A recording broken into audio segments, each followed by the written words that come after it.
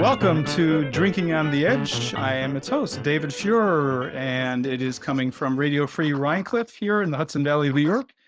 Matt Rosenberg, its producer and founder, and Jen Hammoud, also co-producing. Here joining us today is Shahram Soltani of Drood, D-R-O-O-D Winery. Welcome, Shahram, to Drinking on the Edge. Thank you for having me. It's great to be here. So Shahram is producing wine in Sweden, where he resides, and his winery is located. However, his grapes come from his native land of Iran. And he is here to share with us his journey of being the first producer of, in the modern era at the very least, of Iranian sourced wine.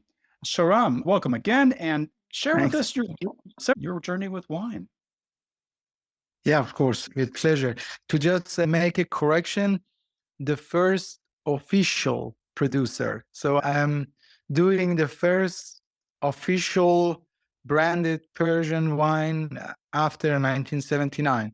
But the fact that even today in Iran is forbidden to produce alcohol, but yet so many people, they are doing their own wine at home, more hidden places and like undercover to say. And I actually was one of them. Like when I was in Iran, since I am from this vineyard region, Shiraz area, and we got like all those historical old vineyards. I have started early making wine in Iran, like many others, and then it wasn't something like a business or for selling, or it was for own use, family, friends. But then when I moved to Sweden, I started thinking about this. What year was it you relocated to Sweden? It was end of 2016. I moved to Sweden together with my wife. She started studying design in Sweden. And then we moved here.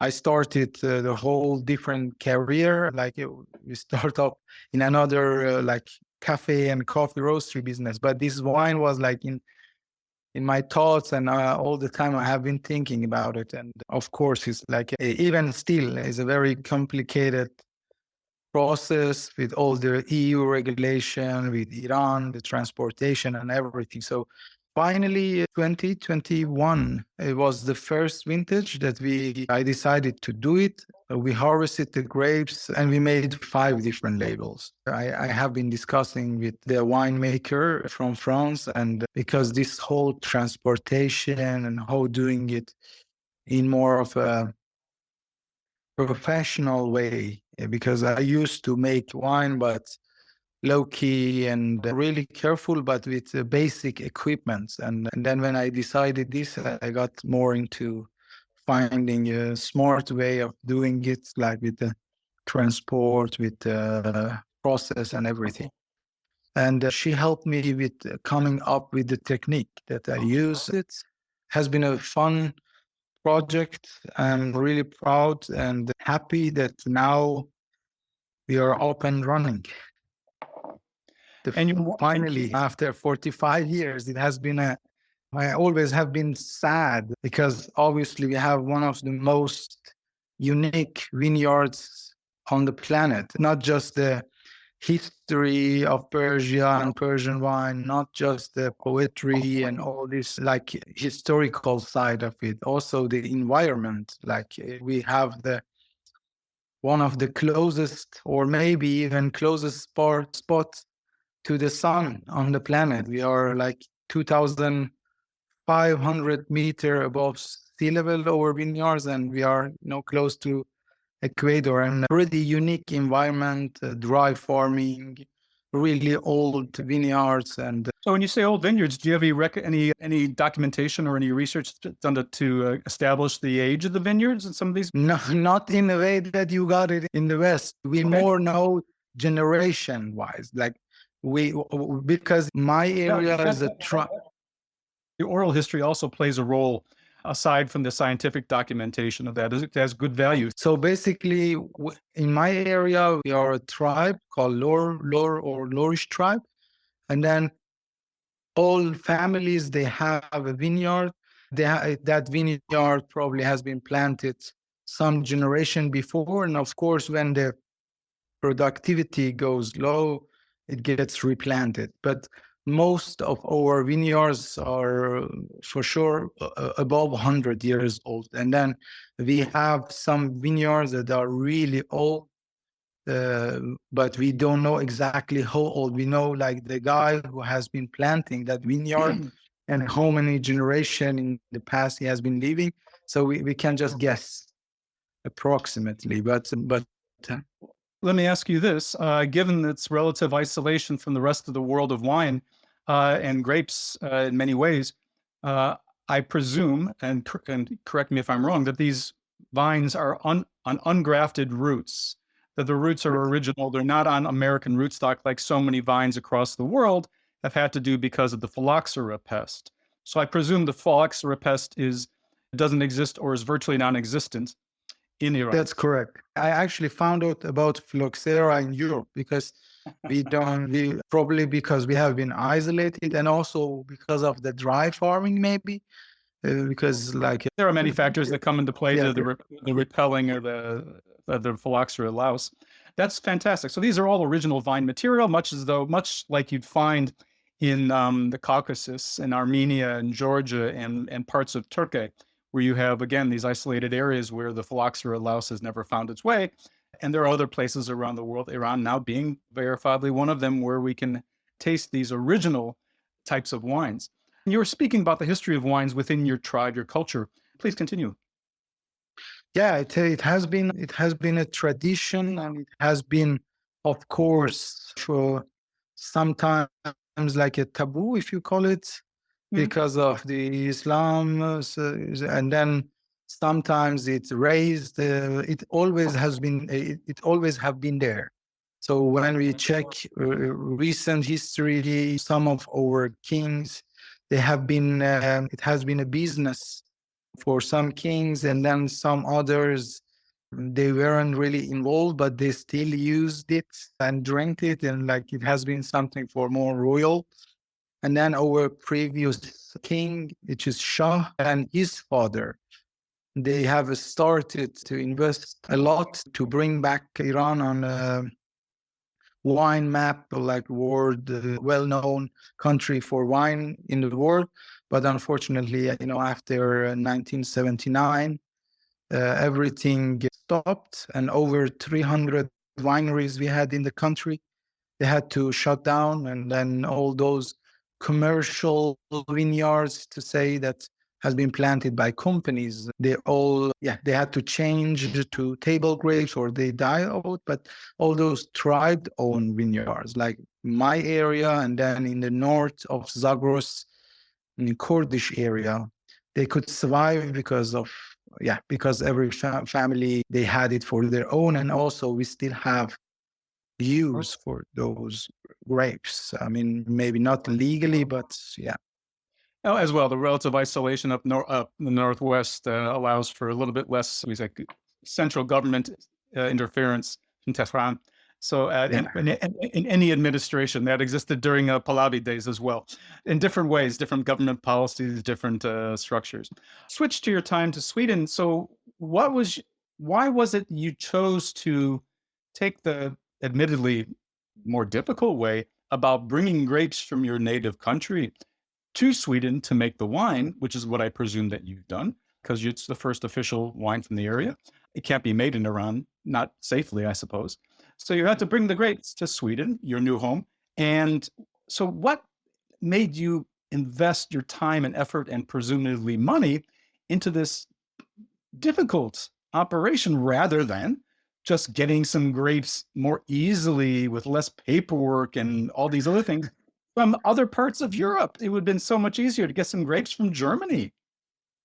I think I am not needed in that area. And my wish, or my dream, or my plan to bring back this Persian wine. And it was very important. Even some friends, they told me, maybe we find a way to bring the varieties in Europe and plant them here. I said, no, but for me, it's very important, because that climb at that high altitude, mountains, and the technique, the old vineyards. I just want to work with those material.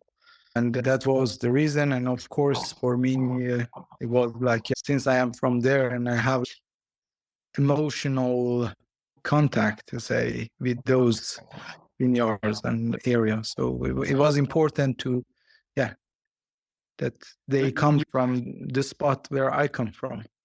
There you go. You're following your heart. You're following your imagination simultaneously. Fantastic. So your wines that you have kindly provided to me through your U.S. importer, the U.S. importer's name is Greffage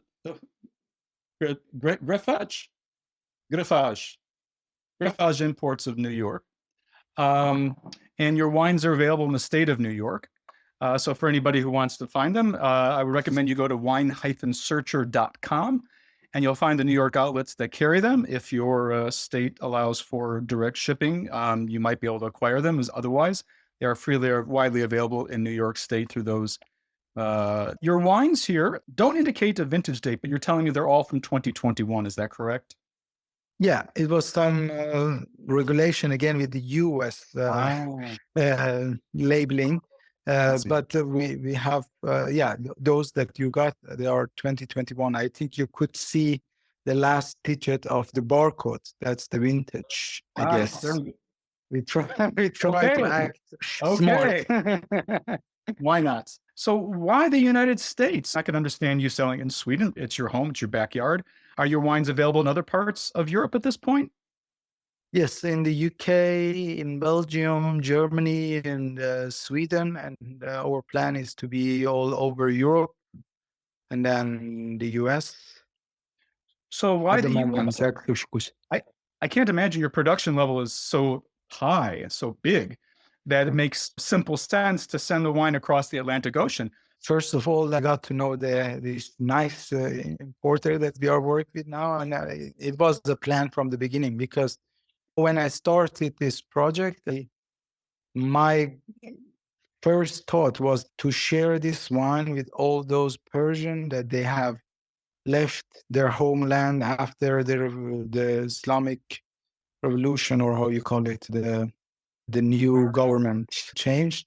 So they had to ran from their home, and they are all over the world, and we have many percentage in the US. As far as I know, like 6 million maybe in California, just something like that. Or like, a big population. We are about 10 million outside of Iran, more or less. So the US was like, the plan was to share this with all those Iranians, because, today we try to connect obviously before this project, we try to connect Shiraz and the Shiraz wine, real city of Shiraz, to the Syrah or Shiraz from Australia or South Africa, to just connect to a legend or whatever you call it. But I thought that it should be real varieties from, or real grapes from real Shiraz. Right. So the wine geeks plan, but it changed because when the wine got ready, a lot of others, they got interested, and then thought to, it's a small production, but it's fun to share it with as many as you can. And then, so those people, for the wine geeks who are listening, what Shahram was referring to, the connection of the grape secondary name Shiraz for the grape Syrah. Shiraz was the name applied by the Australians, who met with great success with it. However, the city in Iran has long been known as Shiraz. There is no established link between the grape Syrah and the city of Shiraz. But again, science can change. Harkening to your mention about the Iranian and Persian expat community, Shahram, I would say, I should hope that your wines are available in California, because I believe the largest single density of Persian Iranian immigrants to the United States, at least for a while, was in Southern California. And to this day, there's a large Iranian community there that I'm sure would have a great interest for your wines. So I hope that your wines are available in California. If not, I hope Californians are listening and can order from New York. I know they can. Yeah, I hope so too. And that's the plan.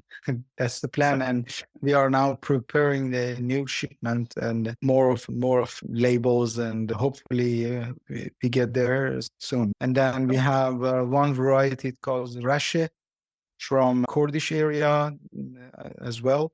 But those are the vintage 2021 that you got. And yeah, it comes to three more labels. Very good. And let's talk about the wines into one-on-one. So we'll taste first. What I have here is listed as Ario Barzanis from the Lorkosh area. Is that correct? Yeah, from Lorkosh grape. Yeah, we tried also. I tried to communicate a bit of Persian history. So I name each wine after a famous Persian character. Or yeah, this one here is the warrior. The warrior, yeah, it's Aryo Barzanes. He was the warrior who fought the last Persian Gate War against Alexander, Macedonian Alexander. So because of the character, it's not really a white. I call it a white in the direction of orange. It is most certainly that. Yeah. But it's a white wine that has clearly benefited from contact with the skins that have been, shall we say, drenched by the sun. Some certain white grapes, for the listener, should know they turn pink with lots of sun exposure. And this, I presume, is one of those grapes. This Lorkosh variety has this golden yellow color, and it has been stamped by feet. So a bit of skin contact and then oak age as well. Your elevation is listed at 150 meters. Is that correct? Yeah, plus, because it's very, how they call it, macroclimates. Even in one vineyard, sometimes you are 2,150 and then you reach to 2,400. So it's a mix of parcels. It's not from one flat planting. It's a mix of parcels from different elevations. We don't have really flat vineyards. So all the vineyards are located in these hillside or like slopes. And then down there it has one height, and then you go up, you go higher. I usually harvest from vineyards, and we know the specific vineyards. I know them, but they are not mentioning, so they don't get in trouble sometimes. I understand. Yeah. And so you've indicated here the vines are about 60 years old, grafted, and the soils are loess with limestone bedrock. So loess is often windblown volcanic soils, and the bedrock here is the more ancient limestone bedrock. Just out of curiosity, do you offhand, the loess soils, are they thin or deep, or is it vary much? It depends on the spot. Mm-hmm. So, like almost all the vineyards, they have like this really, or how you call it, a rocky or stony or clay with light soil, and then there are two types. Some part is more of a sand, you call it, like the sand in it, and then some other parts are reddish soil, which I think it has some sort of iron to resource the water, because all the vineyards are dry farm, and we don't have in the area rain from. Usually, we don't have any rain from spring to autumn, but we have so much snow in the winter. So that is important. So these roots will go very far down to source their water. They're very far down and wide. So what we do, we plant is a very whole. I really haven't seen much in the world that they use the same technique. We have 15 meter to 8 meter space for each single plant, but then they grow slow, but then they grow big, and then they have enough room. The roots goes wide and deep. So the roots go wide as well as deep, depending on where the bedrock comes in. Exactly. That's correct. Very good. Okay, and the grape, excuse me if you've mentioned this, but what is the grape or grapes that are used here? Do we know the names? The grape name is Lorkosh. Thank you. Area is the Shmanzi area of Shiraz, like the mountain, but then the vineyards we are not mentioning. Or it definitely can be mistaken structurally for a rosé wine. However, the smell of it is some light tropical crisp fruits. The wine is very dry and cleanly made. Congratulations. It's the first time I've tasted your wine. I've been in possession of these wines for about 5 months in my cellar, undisturbed, in recognition of this moment with Shahram and waiting to record with him and taste these wines. It's an assertive wine. It's crisp. It's not a soft, easy picnic or backyard barbecue sort of wine. It's a serious wine that demands the right pairing of food. It's not full-bodied, but it definitely has enough character and structure to not be lost. It's I get the sense that this wine is going to show some interesting development over the next few days. I'm going to come back to it tomorrow and again over the next few days and see how it tracks. I think we should be tasting the red next and finish with the orange. Okay, this is the Bama from Samarkand. Yeah, Samarkandi is the variety, and Ah, this one, it has been stored just on stainless steel and no oak So the previous wine was in steel or wood? wood. Okay, and what it just a neutral oak barrel, I presume? Like 5 months just, so not really long oak aging. Right. Okay. And so this next one's the merchant, Irdabana, the Bama. Yeah. Yep. Irdabama, she was the biggest wine merchant in Ottoman Empire, and she used to be like the biggest lord. And she was a lady who exports almost all the wine from India to Egypt, the world back then, and that was our merchant label, to say. These wines, again, they're festooned with lovely front labels. A very attractive, excellent design. I presume it's your wife who did this? Yeah, she's really good. Yeah, no, I they're really very like the attractive. label. We got Very eye-catching. inspiration by the tile work of Shiraz, but then we use the colors individually and the pattern, of course. So the color here on this red wine, it's not an opaque style that people are accustomed on many of the red wines. The appearance is on more the lighter side. The smell is not packed with all kinds of fruit like one might expect from a West Coast U.S. wine.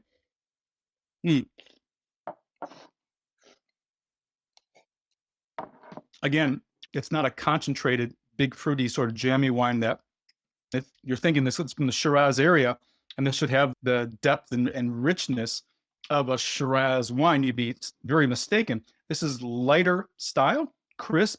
The tannins come through, but they're not taking the enamel off my teeth. The wine is light. It definitely has a mineral sense to it. Again, a wine I want to track its development over the next few days and see its progression.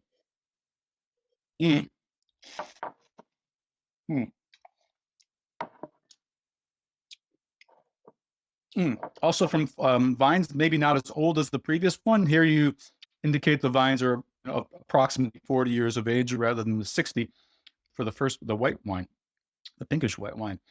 And lastly, we're going to taste now your Utah brand wine. Utah, the unique. Utah also was a warrior, the sister of Ariobarzanes, and she fought in the chest. So it's the same variety, Lorcoche, and it has been skin fermented.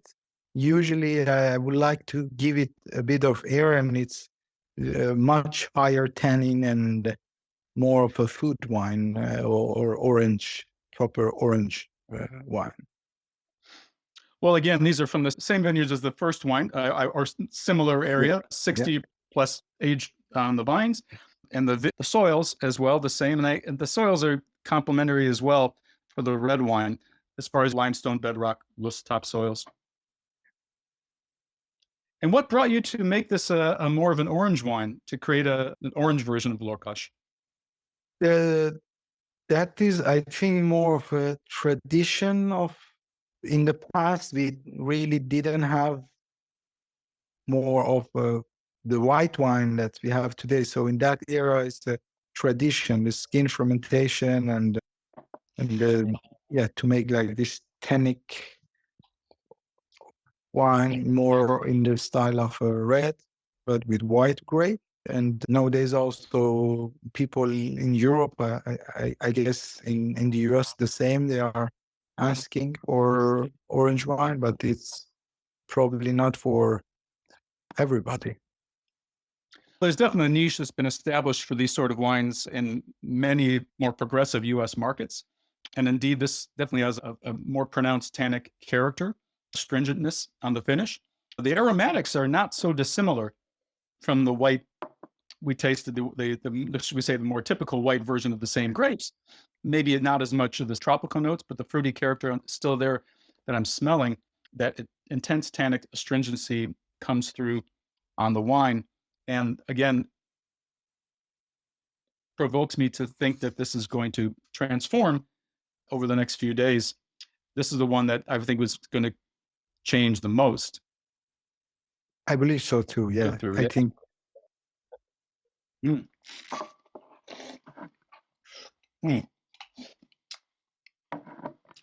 Mm. Thank you for that. And let's see, there's a festival beginning around about the time this will be uploaded for the world to hear.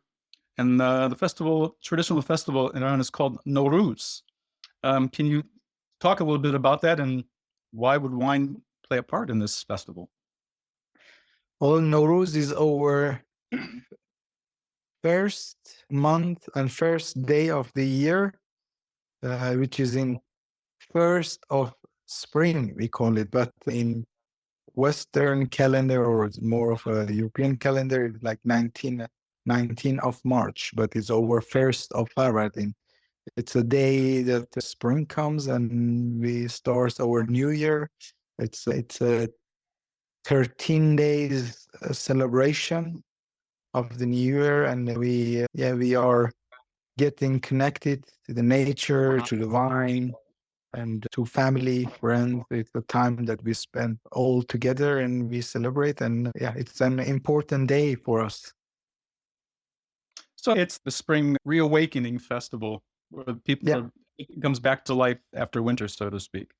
Yeah, that's correct. It starts from visiting each other and then hanging out. And then after 13 days, which is the last day of this celebration, we all go to the nature and spend the whole day in the nature. And then on 14th of Farvardin, we are back to normal routine, to say. Is there anything more you'd like to share about your vision for the future for Drood wine in particular, and Iranian wine in general? First of all, thank you so much for your time. And also, of course, it's just the start of a journey, to say, and I would love to share and with more people, and hopefully with the new wine sorry, I just lost, someone called me. Yeah, with the new wine, we come on the market, like more states in the US. And I hope I could come to visit you and sit and taste the wine in person. That would be much more fun. It always is. I hope that you do make it to New York City sometime soon. Other parts of the US, again, Southern California would be an obvious target market for you. And I wish you well for that. Is there any more grapes, or are you looking for are there other parts of Iran that you're looking to source grapes that you haven't done so already? Are you looking to explore further? I actually, I do. So what I have done, the first vintage, it's 2 different red varieties that you just tried one, and then the other one is Gurchush, is also from Shiraz, and that one we oak aged for 12 months, and a bit different style of the one that you just tasted. And then second year, like vintage 2022, I started with a variety called Rashe from Kurdish area, the Kurdish tribe, northern part of Zagros. That goes more in the direction of those dark, deep color red wine, more of fruitiness, to say, or spiciness. And then I have been looking in other region to find like those old varieties. There are a few, but for now, those are like the old 4 varieties that we are working with: Lorkush over white and orange, and then Samarkandi, Kurchush, and from northern part of Zagros. But I am doing research to find all those old varieties, indigenous varieties from different areas of Iran. But for now, those are the one that we work with. Please keep me apprised of that. I'd be curious. And for those of you making it to Sweden, where in Sweden is your winery located, and maybe how people can contact you there?